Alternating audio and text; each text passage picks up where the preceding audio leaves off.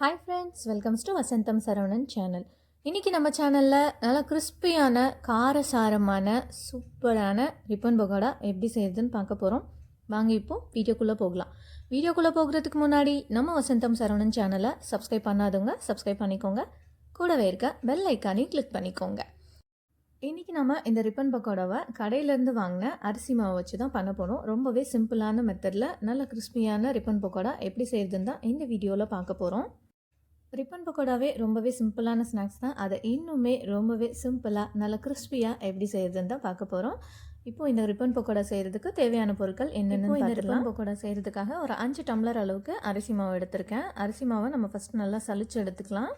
நம்ம என்ன தான் பேக்கெட்டில் வாங்கின மாவாக இருந்தாலும் சரி, இல்லை மில்லில் அரைச்சிட்டு வந்த மாவாக இருந்தாலும் சரி, எதுவாக இருந்தாலும் நம்ம சலிச்சுட்டு யூஸ் பண்ணுறது நல்லது. சம்டைம்ஸ் அதில் அரைப்படாமல் அரிசி ஏதாவது இருக்கலாம். அது சம்டைம்ஸ் வெடிக்கிறதுக்கு கூட வாய்ப்பு இருக்குது. அதனால் நம்ம ஒரு டைம் நல்லா சலிச்சு எடுத்துக்கலாம். இப்போ 5 டம்ளர் அளவுக்கு மாவு எடுத்துக்கிட்டேன். இதை நல்லா நம்ம சலிச்சுட்டு அதுக்கப்புறம் யூஸ் பண்ணலாம். இந்த ரிப்பன் பக்கோடா செய்கிறதுக்காக நம்ம எந்த அரிசி மாவு வேணாலும் யூஸ் பண்ணிக்கலாம். அதாவது இடியாப்ப மாவு, இல்லாட்டி கடையிலேருந்து வாங்கின அரிசி மாவு, புழுங்கல் அரிசி மாவு, இந்த மாதிரி எந்த அரிசி மாவு வேணாலும் பயன்படுத்தி இந்த ரிப்பன் பக்கோடாவை செய்யலாம். இப்போ மாவெல்லாம் சலிச்சாச்சு.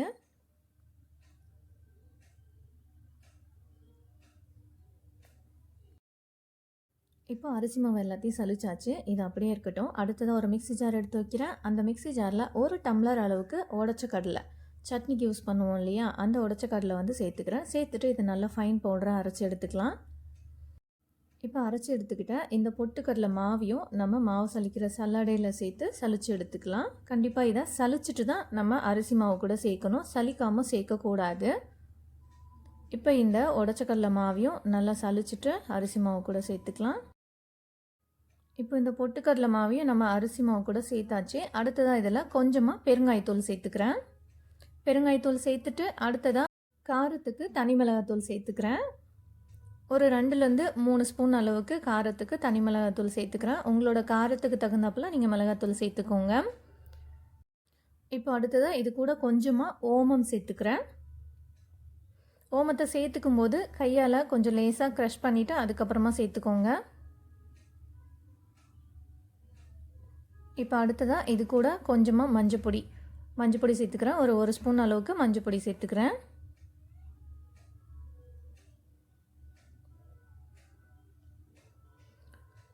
இப்போ அடுத்ததாக இந்த ரிப்பன் பக்கோடாவுக்கு தேவையான அளவுக்கு உப்பு சேர்த்துக்கலாம். இது நல்லா ஒரு டைம் கலந்து விட்டுட்டு அடுத்ததாக இதில் தேவையான அளவுக்கு உப்பு சேர்த்துக்கிறேன்.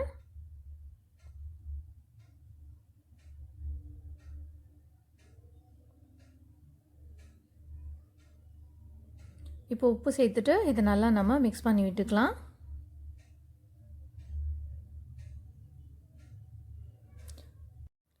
இப்போ இந்த மாவில் சூடான எண்ணெயை சேர்த்துக்கிறேன். கரெக்டாக 5 ஸ்பூன் அளவுக்கு எண்ணெய் நல்லா சூடாக இருக்கணும். பாருங்கள், இந்த மாதிரி எண்ணெய் எடுத்து இந்த மாவில் ஊற்றும் போது அது அப்படியே பொங்கி வரணும். அந்த அளவுக்கு நல்லா சூடான எண்ணெயை இது கூட சேர்த்துக்கணும். 5 டம்ளர் அளவுக்கு அரிசி மாவு எடுத்துக்கிட்டேன். அதுக்கு 5 ஸ்பூன் அளவுக்கு எண்ணெய் கரெக்டாக இருக்கும். எண்ணெய்க்கு பதிலாக நம்ம பட்டர் கூட யூஸ் பண்ணிக்கலாம். பட்டரை இந்த மாதிரி சேர்க்கும் போது கண்டிப்பாக நல்லா மெல்ட் பண்ணிவிட்டு சூடான பட்டரை சேர்த்துக்கோங்க. சூடாக இருக்கும் போதே சேர்த்துக்கணும், நல்லா ஆற வச்சு சேர்க்கக்கூடாது. இந்த மாதிரி ஒவ்வொரு ஸ்பூனாக சேர்த்துட்டு இந்த மாவோட மிக்ஸ் பண்ணி விட்டுக்கலாம். இந்த எண்ணெய் கொஞ்சம் சூடாக இருக்கும், அதனால் நம்ம இந்த சூடான எண்ணெய் சேர்க்கும் போது இப்படி கரண்டியை வச்சு ஃபஸ்ட்டு மாவில் நல்லா மிக்ஸ் பண்ணி விட்டுட்டு அதுக்கப்புறமா நம்ம கையை வச்சு இதை நல்லா கலந்து விட்டுக்கணும். கரண்டியால் இப்போ கலந்து விட்டாச்சு. அடுத்ததாக நம்ம கையால் இந்த எண்ணெயை நல்லா இந்த மாவோடு இருக்க மாதிரி நல்லா கிளறி கொடுத்துக்கணும். அப்போ தான் நம்ம சேர்த்துக்கிட்ட எண்ணெய் இந்த மாவில் எல்லா மாவுலேயும் அழகாக கலந்து வரும். அப்போ தான் ரிப்பன் பகோடாவும் நல்லா கிறிஸ்பியாக கிடைக்கும் நமக்கு. இந்த மாதிரி கையால் திருகி விடுறோம் இல்லையா, இந்த மாதிரி மாவை திருகி நல்லா அந்த எண்ணெயெல்லாம் மாவு முழுக்க நல்லா கலந்து விட்டுக்கணும். இப்போ இந்த எண்ணெயை நல்லா மிக்ஸ் பண்ணியாச்சு. அடுத்ததாக நம்ம இதில் கொஞ்சம் கொஞ்சமாக தண்ணி சேர்த்து இந்த மாவு பிசைஞ்சு எடுத்துக்கலாம். இதுக்கு நம்ம சுடு தண்ணி தான் யூஸ் பண்ண போகிறோம். பாருங்கள், மாவு பிசைஞ்சிட்டு இந்த மாதிரி கையால் இந்த மாதிரி பிடிச்சி பார்த்தோம்னா அழகாக ஒரு ஷேப்புக்கு வரும், பிடிக்கிறதுக்கு நல்லா வரும். இந்த புடி கொழுக்கட்டை மாதிரி பிடிக்க வரும். அந்த மாதிரி இருந்ததுன்னா நம்ம கரெக்டான அளவுக்கு எண்ணெய் சேர்த்துருக்கோன்னு அர்த்தம். சப்போஸ் இது உடஞ்சி போச்சுன்னா இன்னும் ஒரு 1 or 2 ஸ்பூன் எண்ணெய் இல்லாட்டி பட்டர் சேர்த்து பிசைஞ்சுக்கோங்க. இப்போ சுடு தண்ணி வச்சுருக்கேன். இப்போ அந்த சுடு தண்ணியை மொத்தமாக வந்து 5 டம்ளர் வந்து மாவு எடுத்திருக்கோம். இதுக்கு வந்து ஒரு 4.5 டம்ளர் இல்லாட்டி ஃபஸ்ட்டு ஒரு 4 டம்ளர் அளவுக்கு நம்ம சூடான தண்ணியை சேர்த்து பிசைஞ்சிட்டு சப்போஸ் தண்ணி போதுமானதாக இல்லைன்னா நம்ம நெக்ஸ்ட்டு இன்னும் கொஞ்சம் தண்ணியை சேர்த்துக்கலாம். அதனால் 5 டம்ளர் அளவுக்கு நம்ம தண்ணியை சுட வச்சுப்போம். ஆனால் 4 டம்ளர் அளவுக்கு மட்டும் தண்ணி ஊற்றி பிசைஞ்சிப்போம். நம்ம சூடான தண்ணி சேர்க்கும்போது ரொம்பவே மாவு வந்து சூடாக இருக்க மாதிரி இருக்கும். அதனால் ஃபஸ்ட்டு கரண்டியை வச்சு நல்லா கலந்து விட்டுட்டு அப்புறமா கை பொறுக்கிற அளவுக்கு சூடு வரும்போது நம்ம கையாலே பிசைஞ்சு எடுத்துக்கலாம். இப்போ மாவு வந்து ரெடி ஆயிடுச்சு ரிப்பன் பக்கோடாவுக்கு. இப்போ இந்த மாதிரி ரிப்பன் பக்கோடா அச்சு எடுத்துக்கிறேன். இந்த மாதிரி முறுக்குழா ஒன்று எடுத்துக்கிறேன். அதில் இந்த ரிப்பன் பக்கோடா அச்சு சேர்த்துக்கிறேன். இப்போ இந்த அச்சை முறுக்கு குழாயில் சேர்த்துட்டு நம்ம ரெடி பண்ணி வச்சுருக்க மாவை இது கூட சேர்த்துக்கலாம்.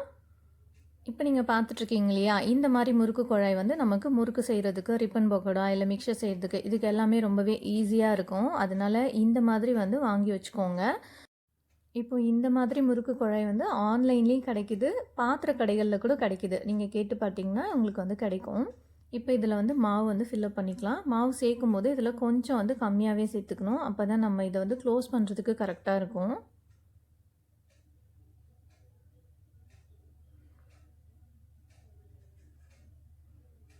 இப்போ இதை சேர்த்துட்டு இதை க்ளோஸ் பண்ணி எடுத்துக்கலாம்.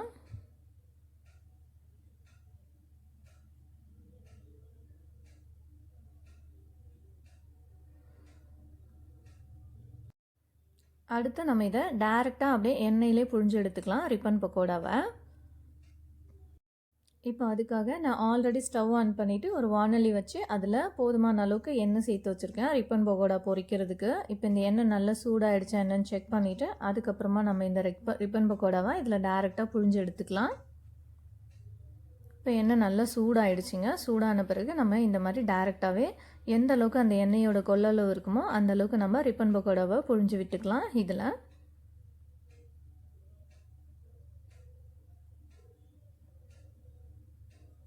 இப்போ ரிப்பன் பக்கோடாவை சேர்த்துட்டு உடனே நம்ம இதை கிளறி விடக்கூடாது, திருப்பி போடக்கூடாது. கொஞ்சம் நேரம் இது நல்லா வேகணும்.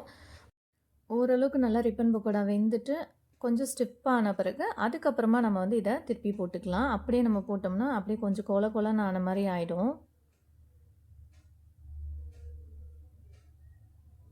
பாருங்கள், ஓரளவுக்கு ரிப்பன் பக்கோடா நல்லாவே வெந்துருச்சு. இந்த டைமில் நம்ம இதை திருப்பி போட்டுக்கலாம். இந்த மாதிரி நம்ம ரிப்பன் பக்கோடாவை திருப்பி போடும்போது நல்ல பெரிய சைஸ் கரண்டியை யூஸ் பண்ணிவிட்டு அதுக்கப்புறமா நம்ம இதை திருப்பி போட்டுக்கலாம். ஏன்னா இது வந்து ஒரே சுற்றில் நம்ம மொத்தமாக ரிப்பன் பக்கோடா வந்து போட்டு வச்சுருப்போம். அது அப்படியே நம்ம திருப்பும்போது கொஞ்சம் வந்து எண்ணெய் தெறிக்க வாய்ப்பு இருக்குது. அதனால் வந்து கொஞ்சம் மெதுவாக வந்து பெரிய சைஸ் கரண்டியை வச்சு நம்ம இதை திருப்பி போட்டுக்கலாம். இப்போ 2 சைடுமே நல்லா நமக்கு கிறிஸ்பியாக வேணும் ரிப்பன் பக்கோடா. அதனால் வந்துட்டு இந்த மாதிரி ஒரு 2 டைம் அழகாக திருப்பி விட்டு மெதுவாக திருப்பி விட்டு 2 சைடும் நல்லா ஸ்டிப்பாக நல்லா கிறிஸ்பியான பிறகு அதுக்கப்புறமா இதை வெளியே எடுத்துக்கலாம். இந்த பபிள்ஸ் இருக்குது இல்லையா, எண்ணெயில் வர இந்த பபிள்ஸ் எல்லாம் அடங்கிட்ட பிறகு நமக்கு வந்து கரெக்டாக கிறிஸ்பி ஆகிடுச்சுன்னு அர்த்தம். அந்த டைமில் நம்ம ரிப்பன் பக்கோடாவை வெளியே எடுத்துக்கலாம். நம்ம இதை ஒரே டைமில் வந்து மொத்தமாக வந்து சுற்றி வச்சுருக்கோம். அந்த ஒரு முறுக்குழாயில் இருந்த மொத்தத்தையும் வந்து சுற்றி வச்சுருக்கேன். அதனால் இது பார்த்திங்கன்னா நடுவிலலாம் வேகாமல் இருக்கும். அதனால் இந்த மாதிரி நம்ம திருப்பி விட்டுக்கணும். ஒரு 2 டைம் வந்து இந்த மாதிரி திருப்பி விட்டுக்கிட்டோம்னா நல்லா சென்டரில் இருக்கிற அந்த ரிப்பன் பக்கோடா கூட நல்லா வெந்து வரும். சென்டரில் இருக்கிற லேயர்லாம். இப்போ இதோட கலரும் சேஞ்ச் ஆக ஆரம்பிச்சிடுச்சு. பபுள்ஸும் கொஞ்சம் நல்லா அடங்க ஆரம்பிச்சிடுச்சு. இந்த டைமில் நம்ம இப்போ இதை வெளியே எடுத்துக்கலாம். பாருங்கள், ரிப்பன் பக்கோடாவோட கலரு எந்த அளவுக்கு வந்திருக்குன்னு. நம்ம வந்து மிளகா பொடியும் சேர்த்துருக்கோம். அதனால் நல்லாவே இது கொஞ்சம் கலர் கொடுக்குற மாதிரி இருக்கும்.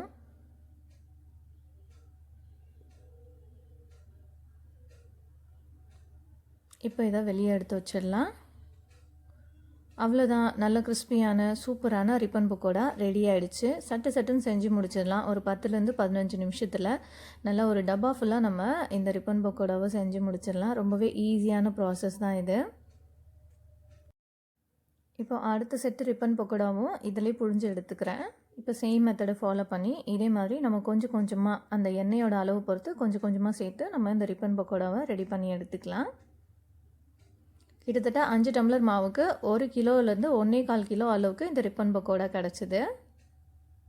இந்த ரிப்பன் பக்கோடாவை நல்லா ஆற வச்சு அதுக்கப்புறமா எடுத்து நம்ம ஒரு டப்பாக்குள்ளே ஸ்டோர் பண்ணி வச்சுட்டோம்னா 1 மந்த்துக்கு ரொம்பவே கிறிஸ்பியாக இருக்கும். நம்ம வீட்லேயே நல்ல ஹெல்த்தியான கிறிஸ்பியான ரிப்பன் பக்கோடா சட்டுன்னு நம்ம செஞ்சு முடிச்சிடலாம். குழந்தைங்க ஏதாவது ஸ்நாக்ஸ் கேட்டால் கூட ஒரு 10லேருந்து 15 நிமிஷத்துலேயே நம்ம இதை அழகாக செஞ்சு கொடுத்துடலாம். ஸ்டோர் பண்ணியும் வச்சுக்கலாம் நம்ம. அவ்வளோதான், நம்மளோட சூப்பரான கிறிஸ்பியான ரிப்பன் பக்கோடா ரெடி ஆகிடுச்சு. கண்டிப்பாக இதே மெத்தடை ஃபாலோ பண்ணி ரொம்பவே ஈஸியான மெத்தடில் உங்கள் வீட்டில் இந்த ரிப்பன் பக்கோடாவை செஞ்சு பாருங்கள். செஞ்சு பார்த்துட்டு இதோட டேஸ்ட்டு எப்படி இருந்ததுன்னு கமெண்ட் பண்ணுங்கள். இந்த வீடியோ உங்களுக்கு ரொம்ப பிடிச்சிருந்தா இந்த ரெசிபியை உங்களோட ஃபேமிலி அண்ட் ஃப்ரெண்ட்ஸ்க்கு ஷேர் பண்ணுங்கள், லைக் பண்ணுங்கள், கமெண்ட் பண்ணுங்கள். தேங்க்ஸ் ஃபார் வாட்சிங். பாருங்கள், சும்மா எடுத்து கையில் வைக்கும் போதே அப்படியே உடையுது பாருங்கள். இந்த அளவுக்கு இந்த ரிப்பன் பக்கோடா ரொம்பவே கிறிஸ்பியாகவே இருந்துச்சு. கண்டிப்பாக இந்த ரிப்பன் பக்கோடாவை செஞ்சு பார்த்துட்டு இதோட டேஸ்ட்டு எப்படி இருந்ததுன்னு கமெண்ட் பண்ணுங்கள்.